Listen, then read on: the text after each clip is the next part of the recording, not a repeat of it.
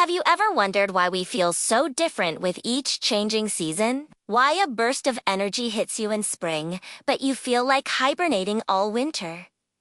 It's not just in your head. The ancient Chinese classic, the Huangdi Neijing, or the Yellow Emperor's Inner Canon, has a profound answer that's just as relevant today as it was thousands of years ago. It teaches us a simple yet powerful idea. Our health is a direct reflection of how well we live in harmony with the world around us. Let us explore this ancient wisdom and discover how to align our lives with the rhythms of nature for better health and a longer life. The Neijing reveals that human life is sustained by the energies of heaven and earth. Imagine heaven above us and earth below us, constantly interacting. Heaven has yin and yang. Earth has softness and strength. Think of heaven's yang as the bright, warm, active energy of the sun that encourages growth and movement. Heaven's yin is the cool, quiet, nourishing energy of the night that brings rest and stillness. Down here on earth, its softness is the fertile soil that creates and nurtures all life, while its firmness is the solid ground and mountains that provide structure and stability. We live right in the middle of these two immense forces. Our bodies are like little antennas, constantly receiving and adjusting to the energies of heaven and earth. When the weather changes, when the seasons turn, our bodies need to adapt. If the outside world shifts from hot to cold, but we don't adjust our clothing, our diet, or our activities, an imbalance is created. And according to this ancient text, this imbalance is the root of all illness. It's a simple concept, but it's the foundation of everything that follows. We're not separate from nature.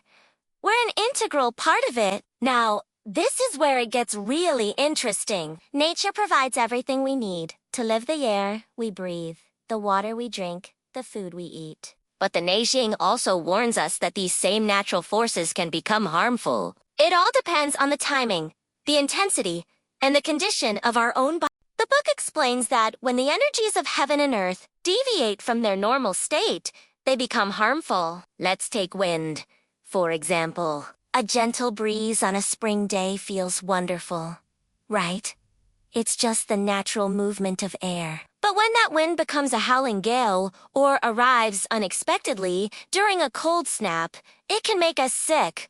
The same goes for cold. A cool autumn evening is refreshing, but if that cold penetrates deep into our bones, it can cause pain and stiffness. Heat is essential for growth in the summer, but a blistering heat wave can be damaging and exhausting. Dampness is necessary to moisten the earth in our bodies, but excessive dampness leads to feelings of heaviness, sluggishness, and stagnation. These 6 natural influences, wind, cold, summer heat, dampness, dryness, and fire, are not inherently evil.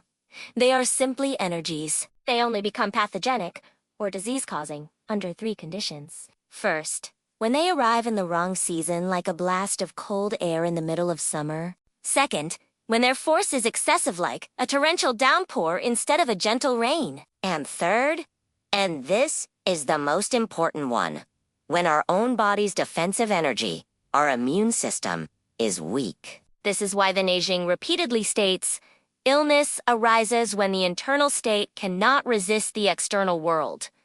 It's not that nature is attacking us. It's that we have become vulnerable to its shifts. So how do we stay strong and resilient? The key is to follow the rhythm of the 4 seasons. The seasons are the most obvious and powerful expression of heaven and earth's cycles. Each season has its own unique energy and purpose. Spring is the season of birth and growth, when yang energy begins to rise after the stillness of winter. Think of new sprouts pushing through the soil. Summer is the time of flourishing, when yang energy is at its absolute peak. Everything is vibrant, lush, and full of life. Autumn is the season of harvest and gathering, when the energy starts to turn inward. Yin energy begins to grow as the days get shorter. Finally, winter is the season of storage and rest, when yin energy is dominant. Nature goes dormant, conserving its power deep within, ready for the next cycle.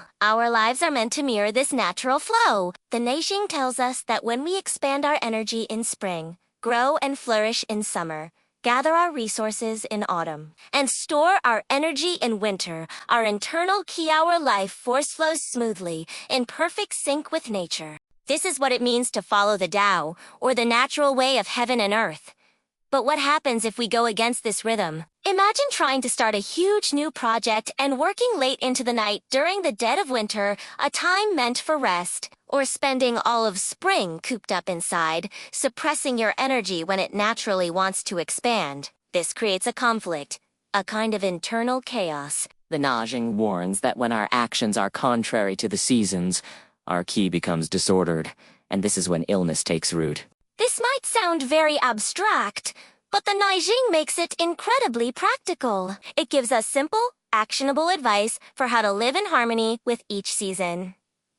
Let's break it down. In spring, the season of growth, the advice is to nourish that budding energy. This means going outdoors more often, taking walks, and enjoying the fresh air. You can sleep a little later and wake up a bit earlier to match the lengthening days. Emotionally, it's a time to let things flow, to be creative, and to avoid suppressing your feelings of inspiration or even frustration. Let your energy uncurl, just like a young plant. Then comes summer, the season of peak expansion. The key here is to support that abundant energy without overdoing it. Work moderately and try to avoid anger, which can cause heat to flare up in the body. Eat lighter foods, like fresh fruits and vegetables, to stay cool, and don't be afraid to sweat. Sweating is the body's natural way of opening the pores and releasing excess heat. Next, we enter autumn,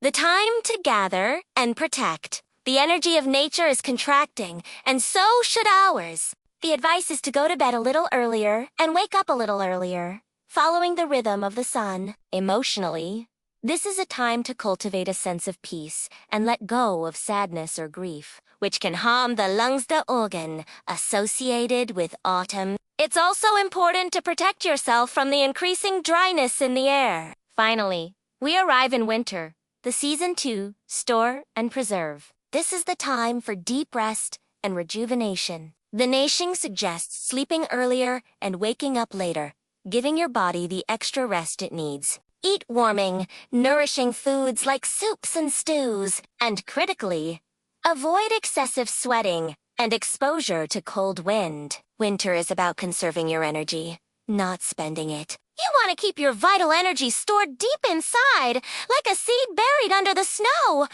ready for spring. By following these simple, intuitive guidelines, we move with nature instead of fighting against it. This isn't about rigid rules. It's about gentle alignment. It's about listening to your body and the world around you. This proactive approach helps stabilize our internal energy and prevent disease before it even has a chance to appear. So, if we were to boil this entire profound chapter down to one single, powerful message, it would be this. To be healthy, you must live in harmony with the movements of heaven and the stability of earth.